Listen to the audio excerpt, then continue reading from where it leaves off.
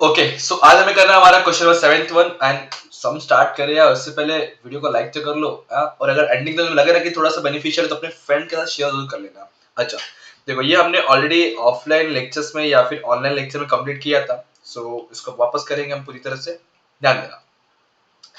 Generalise the following transition in the books of Varun, Varun के books मतलब पर का इन हेडिंग में in the books of Varun आने वाला है। अक्टूबर 18 का पूरा ट्रांजिशन है, भले बड़ा सा क्वेश्चन दिख रहा है बट डोंट वरी, ऐसे क्वेश्चंस हमने ऑलरेडी ऊपर किए हुए, स्टेटमेंट सारे ऑलरेडी किए हुए, एक आध खाली नया रहेगा, बाकी सब सिमिलर रहेगा। देखते स्टार्टिंग बोला है purchase machinery 95,000 and paid 5,000 as a freight. अब ध्यान देना सबसे पहले ईयर और मंथ सबका सेम है तो यही लिख के हम अंडरलाइन कर देंगे एक ही बार के लिए, बार बार लिखना ना पड़े इसलिए। फिर खाली बस डेट लिखना रहेगा आपको। अब बोला हमने मशीन खरीदा है, भाड़ा भरा है 5,000 का। देखो मशीन आया, मशीन आया, पहले सोचो कि क्या हो रहा है। मशीन आ रहा है, भाड़ा भर रहे, पैसा जा रहा है। तो तीन अकाउंट इससे बन रहे अभी, एक मशीन अकाउंट, एक फ्रेट अकाउंट और दूसरा कैश अकाउंट। तो एंट्री बोलो क्या बनेगा, आप लोग मुझे बताओ एंट्री क्या बन सकता है। Sir debit what comes in, machine comes in हो रहा है। Sir debit all expenses and losses, तो मशीन आ रहा है इसलिए मशीन को डेबिट करूंगा, ये खर्चा हो रहा है इसलिए इसको डेबिट करूंगा, और इन सभी का पैसा मेरे पास से जा रहा है इसलिए क्रेडिट करूंगा। आएगा तो डेबिट, जाएगा तो क्रेडिट। तो एंट्री क्या बन गया, machinery account debit, freight account debit to cash account. Simple, narration में बताऊंगा नहीं यार, कॉपी पेस्ट हम कर ही सकते हो एटलीस्ट। ठीक है, machine account debit, freight account debit to cash account, इतना सिंपल सा एंट्री खाली करना है। फिर बोला है purchase goods 15,000 paid amount by bank. Simple सा, बताओ पहले पहले ये डिफाइन करो जब ऐसा ट्रांजेक्शन हो कि ये कैश ट्रांजेक्शन है या क्रेडिट ट्रांजेक्शन है। कैश ट्रांजेक्शन है या क्रेडिट ट्रांजेक्शन है। सर डेफिनेटली ये कैश ट्रांजेक्शन है क्योंकि पैसा तुरंत पे किया जा रहा है through the bank.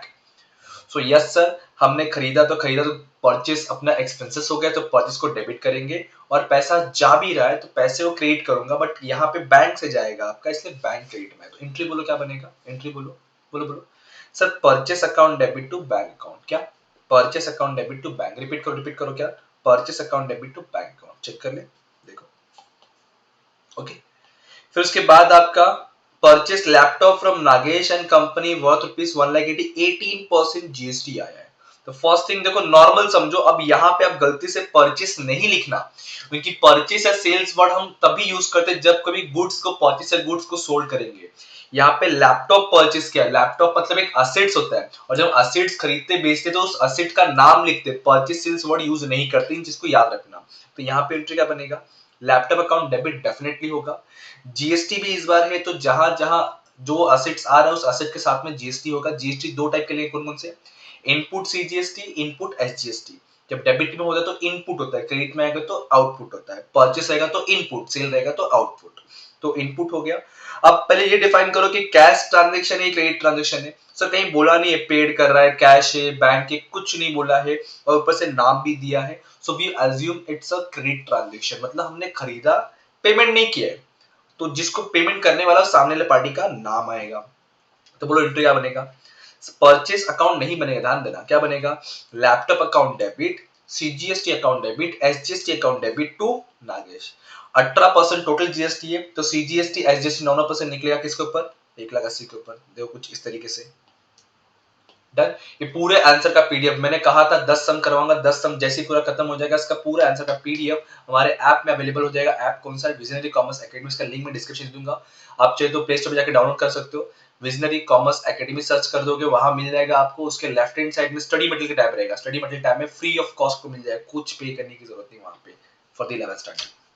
Okay, so ये हो गया अपना 6th वाला एंट्री। 6th के बाद क्या बोला, चेक करो, उसने paid into bank of Baroda, मतलब हम बैंक ऑफ बड़ौदा में गए, बोले बैंक बैंक, क्या बोले बैंक बैंक, ये ले पैसा। याद रहे क्वेश्चन था, ऐसा एग्जांपल था, अपना क्वेश्चन था स्टार्टिंग में रहेगा, शायद से फर्स्ट या सेकंड रहा होगा। बैंक बोले बैंक ये ले पैसा, तो हमारे पास से पैसा गया, कौन ले रहा है, बैंक ऑफ बड़ौदा। पैसा गया, कौन ले रहा है, bank of Baroda. Debit the receiver, credit the giver, debit what comes in, credit what goes out। तो bank of Baroda is a receiver, इसलिए बैंक ऑफ बड़ौदा को डेबिट करूंगा, मेरे पास से कैश जा रहा है इसलिए कैश को क्रेडिट करूंगा। तो एंट्री क्या बन जाएगा, देखो bank of Baroda account debit to cash account, simple सा। डेट और अमाउंट ये तो लिख ही सकते हो आप लोग, ठीक है, इतना सारे क्वेश्चंस करने के बाद। अब बोल रहा है रेंट और कमीशन, दो चीजें हम पेड कर रहे हैं, पेड मतलब पैसा जा रहा है, दो चीजें पे कर रहे हैं, दोनों भी खर्चा हुआ आपके लिए। Think always as a business, think always as a business, तो दोनों भी मेरे लिए खर्चा हुआ। और एक्सपेंसेस क्या होता है, खर्चा क्या होता है, डेबिट या क्रेडिट? सर डेफिनेटली डेबिट होता है। तो रेंट अकाउंट डेबिट में आएगा, कमीशन अकाउंट डेबिट में आएगा, टू क्या लिखेंगे हम लोग, कैश अकाउंट। तो 12 तारीख का एंट्री क्या बनने वाला है, rent account debit, commission account debit to cash account. उसके बाद क्या बोला है कि हमने गुड्स, बॉट का मतलब था परचेस करना, हमने गुड्स खरीदा किससे, तुषार कंपनी से, 1,20,000 का, 12% जीएसटी है। ये पूरा जितना भी निकलेगा उसका हम आधा अमाउंट तुरंत आरटीजीएस कर रहे हैं, मतलब ऑनलाइन पेमेंट कर रहे हैं। इन शॉर्ट ये सेंटेंस, ये ट्रांजेक्शन आपका cash transaction as well as credit transaction दोनों है। तो पहले परचेस करना है अपने को, जीएसटी चार्ज करना है, फिर जो भी टोटल अमाउंट आएगा उसका आधा अमाउंट तुरंत पे करेंगे, आधा अमाउंट पे नहीं किया है तो वो आधा अमाउंट क्रेडिट बन गया। Got it? क्या बोलना चाह रहा हूँ, पूरे अमाउंट में से आधा amount on the spot payment होगा, तो ऑन द स्पॉट जो पेमेंट होगा कैश ट्रांजेक्शन बन गया। जो पे नहीं हो रहा है उसके लिए सामने वाली पार्टी का नाम आएगा और वो क्रेडिट ट्रांजेक्शन। तो इंटरव्यू कैसा आएगा, देखो परचेस डेबिट का 1,20,000 का, इनपुट सीजीएसटी 1,20,000, टोटल 12% था, डिवाइड का 6% पे। अब ये पूरा अमाउंट जितना तुम्हारा बनेगा, देखो यहाँ लिखा है मैंने 1,20,000 प्लस 720 प्लस 720, तो 1,34,400 एंड टोटल पेमेंट करना है। इसमें से हम आधा अमाउंट आरटीजीएस कर रहे हैं, आधा अमाउंट ऑनलाइन पेमेंट कर रहे हैं, बैंक से जा रहे हैं, और आधा अमाउंट जो पे नहीं किया उसके लिए सामने वाली पार्टी का नाम as a credit transaction show करेगा। क्लियर है? ओके, ये 15 का हो गया। 16 क्या बोला है, कैश परचेस, सिंपल सा, हमने खरीदा पैसा दिया, क्या खरीदा पैसा दिया। Purchase is expenses, just because of that we have to debit it to the purchase account, cash is goes out, just because of that we have to carry it to the cash account। तो simple सा entry क्या बन जाएगा, purchase account debit to cash account. अच्छा नहीं नहीं नहीं नहीं नहीं, नहीं सर, ये तो बोला है चेक से, तो कैश नहीं आएगा, क्या आएगा, बैंक आएगा। अगर ये वर्ड नहीं दिया होता तो हम क्या बोलते हैं, कैश। तो एंट्री क्या बन जाएगा, purchase account debit to bank. ये बैंक क्यों आया, क्योंकि चेक वर्ड दिया है, मैंने बताया था चेक, क्रॉस चेक, सिंपल सा। पहले कैश डिफाइन कर लो, अगर बेरर चेक लिखा है, पेड लिखा है और कुछ नाम नहीं दिया है तो ऐसे केस में हम कैश मानते हैं। बट अगर कुछ क्रॉस चेक या फिर आरटीजीएस, एनईएफटी ऐसा कुछ दिया आपका तो उसके लिए बैंक वर्ड यूज करना है आपको। अब बोला इनवॉइस, इनवॉइस का मतलब क्या होता है, सोल्ड, सेल्स।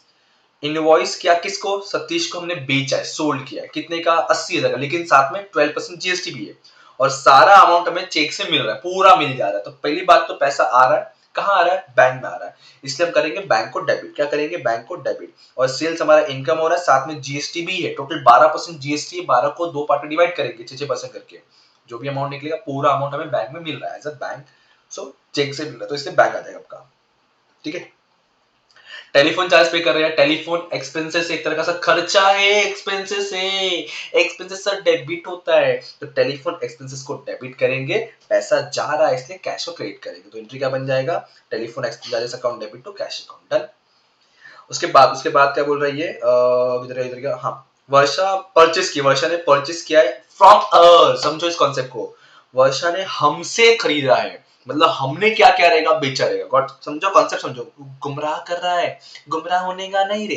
क्या बोलते हैं ये लोग कि वर्षा ने हमसे खरीदा तो हमने बेचा रहेगा, मतलब एक तरह का हमने सोल्ड करे, किसको सोल्ड करे, वर्षा को। और कहीं पे बोला नहीं है कि पेमेंट मिल रहा है, मतलब ये क्रेडिट ट्रांजेक्शन है, तो सामने वाली पार्टी का नाम आएगा और वो भी 12% ट्रेड डिस्काउंट है।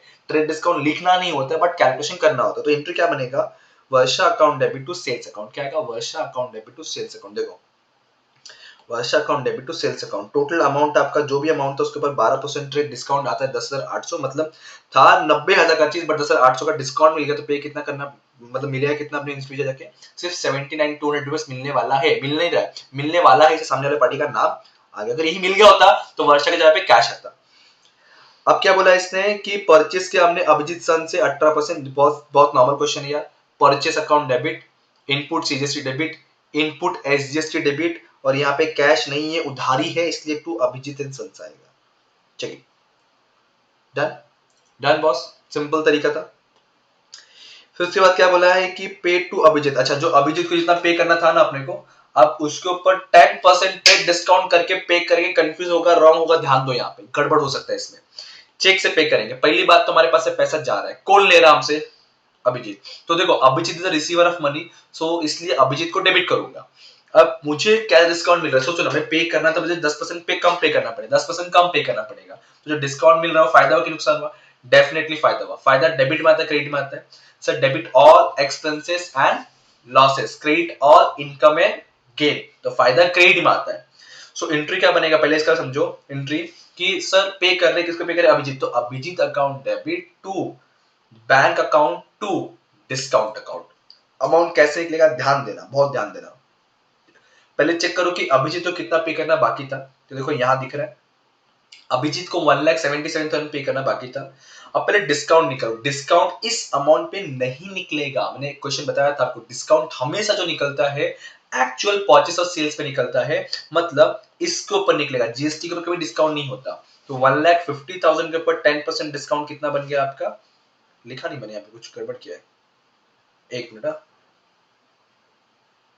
यहाँ पे अपना अमाउंट कुछ आगे पीछे हुआ है, देखो अभिजीत को 17,700 पे करना बाकी है, एक मिनट में करता हूँ करेक्शन। सो अभी 15,000 पे 10% मतलब डिस्काउंट कितना हो गया आपका, कहीं ना कहीं ये यहाँ पे आ जाएगा आपका 1,50,000 के ऊपर, तो 15,000 रुपए आपका आ गया टोटल डिस्काउंट अमाउंट। समझा कौन सा क्या बोल रहा हूँ मैं क्या बोला, 1,00,000 1,50,000 के ऊपर आपका 10% डिस्काउंट निकला जो एक्चुअल अमाउंट था। तो 10% कैसे निकलता है, देखो ऐसा 15,000 मल्टीप्लाई 10/100 करेंगे तो 1010 कट 10 कट, तो बचा कितना, ये 1500 आएगा आपका। ये 1,50,000 है ना, sorry sorry sorry sorry, wait wait wait wait, देखो 1,50,000 बोला है ना, मल्टीप्लाई 10/100, सो 10 कट बचा कितना, ये 15,000, तो 15,000 तुम्हारा डिस्काउंट हो गया। तो एक्चुअली कितना मिलने वाला है, सो इसको देखो, ये करेक्शन था, ध्यान देना, ये आपका इधर आएगा डिस्काउंट 15,000 का ओनली। देखो यहाँ लिख के भी रखा है, discount always available on sale value not on GST. देखो मैंने जो यहाँ डिस्काउंट लिख दिया था वो इसके ऊपर लिखा था, बट इस पे नहीं करना है, ध्यान देना, गलती आप भी नहीं करोगे। अब इसको माइनस करो, कितना बचा चेक करो। सो ये डिंग डिंग डिंग, फिर 7 में से 5 गया 2, फिर ये 6 और ये 1, ये आपका आएगा क्रेडिट साइड, क्योंकि क्रेडिट का अमाउंट है। Please do one thing, cross verify कर लो एक बार, ठीक है। ओके, सो ये आपका अमाउंट आएगा इस तरह से 13th वाला। फिर बोला है कि paid for advertisement 8,000 and brokerage, दोनों भी खर्चा है तो दोनों को डेबिट करूंगा और कैश लिख दूंगा। देखो इसको थोड़ा ध्यान रखना, अभिजीत को जो पे कर रहे हैं डेफिनेटली पूरा पे करना है, लेकिन जो डिस्काउंट मिलेगा सिर्फ आपको जितना परचेस सेल्स अमाउंट होता है उसके ऊपर डिस्काउंट मिलेगा, जो बचा अमाउंट रहेगा वो एज अ बैंक से चले जाएगा। Is that clear boss? इसका टोटल अमाउंट देख लो आप लोग, इस तरीके से इस सम को करना है। मैं आपको इसका आंसर पूरा शो कर लेता हूँ, एक बार देख लीजिए आप लोग अच्छे से, ठीक है।